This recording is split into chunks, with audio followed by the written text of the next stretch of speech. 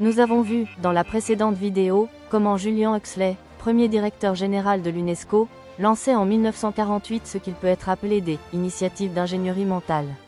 L'objectif, changer les mentalités pour diriger l'humanité vers l'unité mondiale. Mais une question demeure. Comment passe-t-on de cette ambition généreuse, la paix par l'esprit, à des techniques concrètes de régulation des comportements? Par quel chemin la santé mentale est-elle devenue un instrument de gouvernance globale? C'est ce que nous allons explorer maintenant. Et ce chemin, il commence bien avant Huxley. Il commence dans un laboratoire de physiologie, avec un concept appelé homéostasie. En 1932, Walter Cannon, physiologiste à Harvard, publie La sagesse du corps.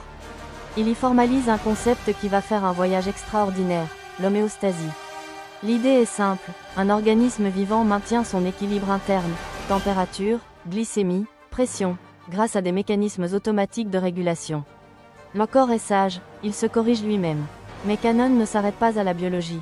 Dans le contexte de l'entre-deux-guerres, marqué par l'instabilité économique et la peur du chaos, il suggère une analogie, et si la société pouvait fonctionner comme un corps? Et si on pouvait transposer les lois de la régulation biologique à la régulation sociale? Ce n'est pas encore un programme politique. C'est une intuition qui va rencontrer un psychiatre français. En 1930, Cannon donne une conférence à Paris. Dans la salle, Édouard Toulouse, figure majeure de l'hygiène mentale en France. Toulouse va traduire l'intuition biologique en projet politique. Il l'appelle la biocratie. La biocratie, c'est l'idée que les décisions politiques ne devraient pas reposer sur le suffrage universel, jugé trop instable, trop émotionnel, mais sur l'expertise scientifique. La médecine mentale devient un instrument de régulation sociale. La santé de la nation passe par la santé mentale de ses citoyens. La graine est plantée, elle va germer après la guerre. Pour que cette idée devienne opératoire, passer du laboratoire à la société, il lui manque deux choses. Un langage universel, capable de décrire aussi bien un organisme qu'une société, une cellule qu'une institution. Un lieu d'expérimentation, où ce langage puisse être testé, affiné, transformé en outils concrets. C'est précisément ce que les années 1950 vont apporter. Car pendant que Cannon et Toulouse jetaient les bases de la biocratie, d'autres chercheurs, ailleurs, posaient les fondations de ce langage universel. Ils l'appelaient la théorie générale des systèmes. Et en 1954, ils créent une société savante pour la promouvoir, la Society for General Systems Research. Leur ambition? Découvrir des lois communes à tous les systèmes, biologiques, mécaniques, sociaux, et bâtir une science unifiée du comportement. Et cette société savante, où va-t-elle s'installer? Où trouve-t-elle un lieu pour expérimenter ces modèles? À l'Université du Michigan, dans un institut créé en 1955, dont plusieurs de ses fondateurs deviennent membres, le Mental Health Research Institute. Vous voyez où je veux en venir? La biocratie de Cannon et Toulouse, cette idée que la santé mentale peut réguler la nation, rencontre ici son instrument opérationnel. Car au MHRI, la santé mentale cesse d'être une affaire de soins individuels pour devenir un terrain d'expérimentation systémique. L'individu y est pensé comme un système de traitement de l'information. La pathologie mentale y est redéfinie comme un échec adaptatif. La normalité devient la capacité à s'ajuster aux exigences de l'environnement. Et cet environnement, bientôt, ce ne sera plus seulement la nation. Ce sera le monde. C'est au MHRI que se forge le langage qui permettra de parler du citoyen global en termes psychologiques. C'est là que l'homéostasie de Cannon devient un modèle pour penser la régulation des populations. C'est là que la biocratie, l'idée née en 1930, trouve enfin les outils pour se déployer à l'échelle internationale. Écoutons les travaux de Stuart à Umpleby de l'Université George Washington intitulés « Origine et finalité de plusieurs traditions ». En théorie des systèmes et cybernétique. Un lieu clé pour le développement de la théorie générale des systèmes fut l'Institut de recherche en santé mentale, MHRI, de l'Université du Michigan, où la revue General Systems, l'annuaire de la Société de recherche sur les systèmes généraux, SGSR, fut publié pendant de nombreuses années. Un institut de recherche en santé mentale peut sembler un lieu étrange pour trouver la théorie des systèmes. Cependant, dans les années 1950, des fonds étaient disponibles pour la recherche en santé mentale, et la justification donnée aux organismes financeurs était que si les gens pouvaient apprendre à penser de manière globale à leurs interactions entre eux et avec leur environnement, leur santé mentale s'améliorerait.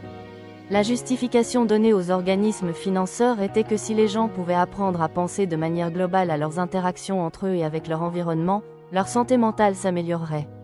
Vous avez bien entendu, on continue. Margaret Mead était également impliquée auprès de ces scientifiques et Richard Erikson s'identifiait principalement à ce groupe.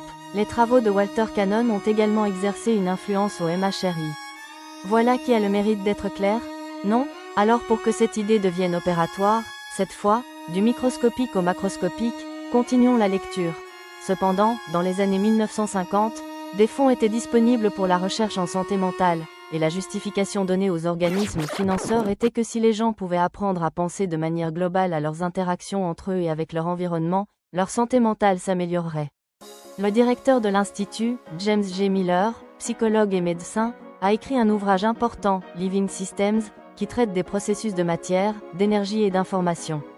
Miller considérait que les systèmes comportaient 19 sous-systèmes critiques à chaque niveau: cellules, organes, organismes, groupes, entreprises, nations et organisations supranationales. Voilà, cette fois elle est là l'idée d'homéostasie de la cellule aux institutions internationales, via bien sûr l'influence centrale de Cannon que nous venons de démontrer. L'homéostasie, la biocratie. Anatole Rapoport, mathématicien, modélise la diffusion des idées comme on modélise une épidémie. Les opinions, les idéologies circulent selon des lois de propagation et de saturation. Les conflits sociaux deviennent des déséquilibres dynamiques qu'on peut stabiliser non pas en convainquant les individus, mais en régulant les flux d'informations. La conclusion est implacable. Au MHRI, la santé mentale est progressivement définie comme la capacité d'un individu à s'adapter aux exigences de son environnement. L'adaptation devient le critère central de normalité. Les comportements non conformes, contestataires, sont interprétés comme du bruit. Le déviant n'est pas un rebelle, c'est un composant mal ajusté, susceptible de compromettre l'équilibre global. Une fois ces outils rodés, ils ne restent pas dans le laboratoire. Ils sont projetés à l'échelle internationale. Dès 1948, l'année même où Wiener publie Cybernetics, le Congrès international de santé mentale de Londres, soutenu par l'UNESCO, pose les bases. La santé mentale y est conçue comme une condition préalable à la paix mondiale. Brock Chisholm, premier directeur général de l'OMS, est un psychiatre. Il applique les cadres de sa discipline à la diplomatie. Les troubles psychiques, dit-il, menacent l'équilibre social global. L'objectif n'est plus seulement thérapeutique, mais préventif et systémique.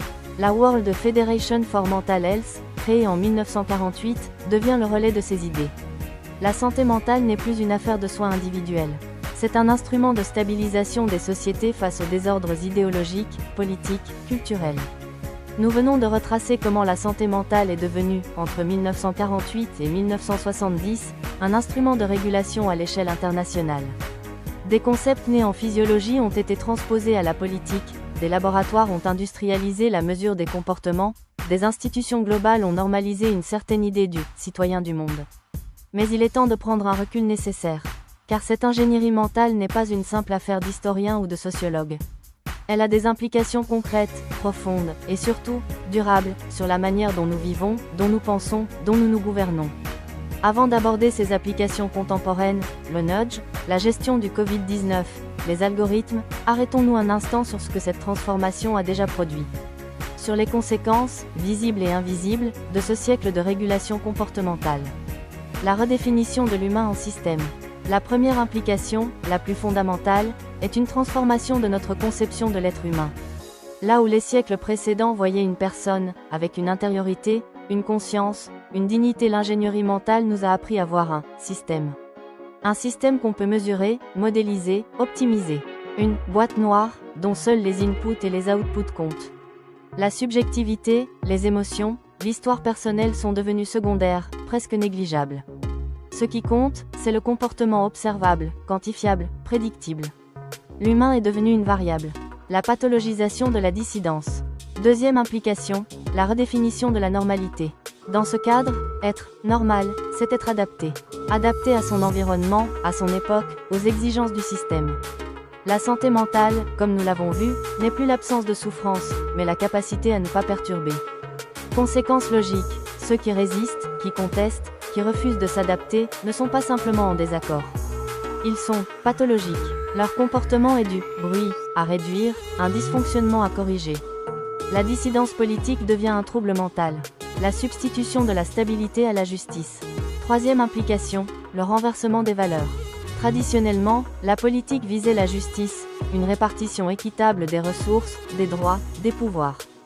Avec l'ingénierie mentale, la valeur suprême devient la stabilité. L'équilibre du système prime sur l'équité. Les inégalités sont tolérées tant qu'elles ne menacent pas l'homéostasie globale.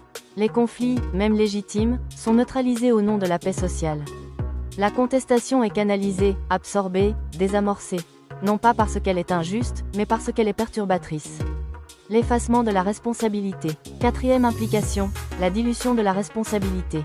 Dans un système complexe, où les décisions sont prises par des algorithmes, des comités d'experts, des procédures standardisées, il devient impossible d'identifier un responsable. Les politiques sont mises en œuvre, les normes s'appliquent, mais personne n'est vraiment coupable. Cette absence de responsabilité est le terreau idéal pour l'arbitraire. Les décisions les plus graves peuvent être prises sans que personne n'ait à en répondre. La démocratie, qui repose sur l'idée que les gouvernants rendent des comptes, se vide de sa substance. L'internalisation du contrôle. Cinquième implication, la plus efficace peut-être. À force d'être mesurés, évalués, comparés, nous avons fini par intérioriser les normes. Nous nous surveillons nous-mêmes. Nous nous jugeons selon les critères du système. Nous nous efforçons d'être résilients, adaptables, performants. Non pas parce qu'on nous y force, mais parce que c'est devenu notre propre désir. Le contrôle n'a plus besoin d'être exercé de l'extérieur. Chacun est devenu son propre gardien. C'est la forme la plus aboutie de la régulation. Mais ce sont là que des appréciations, me direz-vous? Nous aurons l'occasion d'en discuter et d'y revenir plus longuement. Dans ma dernière vidéo, je vous parlais d'un événement précis. En mars 2020, au cœur de la première vague du Covid-19, l'ancien Premier ministre britannique Gordon Brown lançait un appel retentissant. Il fallait, selon lui, créer d'urgence un gouvernement mondial pour gérer la crise. À l'époque, beaucoup ont haussé les épaules. Une lubie d'homme d'État en fin de course, ont-ils pensé. Une proposition marginale, sans lendemain. Mais figurez-vous que ces gens-là, Brown, et tous ceux qui pensent comme lui, ne sont pas étrangers à cette idée. Ils en sont les héritiers directs. Car l'appel à un gouvernement mondial n'est pas né en 2020. Il a été formulé, dès les années 1940 et avant, par les architectes même de l'ingénierie mentale que nous avons croisés. Margaret Mead, l'anthropologue des conférences Messi, appelait à un « changement culturel dirigé, à l'échelle planétaire ». Brock Chisholm, le premier directeur de l'OMS, voyait dans la santé mentale le fondement d'une autorité mondiale. Tous deux souhaitaient un « gouvernement mondial ». Et il y a une figure que j'aimerais vous présenter brièvement, car elle incarne cette continuité mieux que tout autre, Frank Boudreau. Frank Boudreau était médecin. Il a dirigé la section santé de la Société des Nations, participé à la fondation de l'OMS, présidé le Milbank Memorial Fund, et siégé au Population Council de la Fondation Rockefeller. Comme beaucoup ici étaient liés au Rockefeller. C'était un technocrate transnational de premier plan. En 1951, devant l'American Public Health Association, il prononce un discours dont le titre dit tout, notre intérêt dans la santé mondiale. Écoutez ces mots, prononcés il y a plus de 70 ans. La société mondiale dans cet âge industriel et scientifique ne peut exister sans une certaine forme de gouvernement mondial permettant la coopération entre les peuples et capable de contenir la violence des nations indisciplinées. Boudreau sait que l'idée est ambitieuse, que l'humanité n'est pas prête. Alors il propose une méthode. Le gouvernement mondial doit être construit brique par brique, en commençant par des domaines d'intérêt commun où la coopération est possible et les résultats bénéfiques à tous. Et quel est le domaine privilégié pour poser ces briques? La santé, bien sûr. Et plus précisément, l'Organisation mondiale de la santé. Il continue. L'Organisation mondiale de la santé est particulièrement bien placée pour devenir la pointe de lance d'une révolution mondiale qui aurait pour but non pas la destruction de la civilisation actuelle, mais l'organisation d'un monde pacifique. Un monde pacifique. Mais Boudreau ne s'arrête pas là. Il lie explicitement santé et paix. Il dit, le véritable travail des Nations Unies est l'organisation de la paix. La paix pourrait être construite, petit à petit, si l'on parvenait à convaincre les hommes que construire la paix est aussi important que prévenir l'agression. Cette vision, elle est déjà inscrite, noir sur blanc, dans la constitution de l'OMS adoptée en 1946. Je vous la lis, la santé de tous les peuples est fondamentale pour la réalisation de la paix et de la sécurité. Nous reviendrons plus tard sur cette volonté de paix si particulière, mais avant je vous invite à partager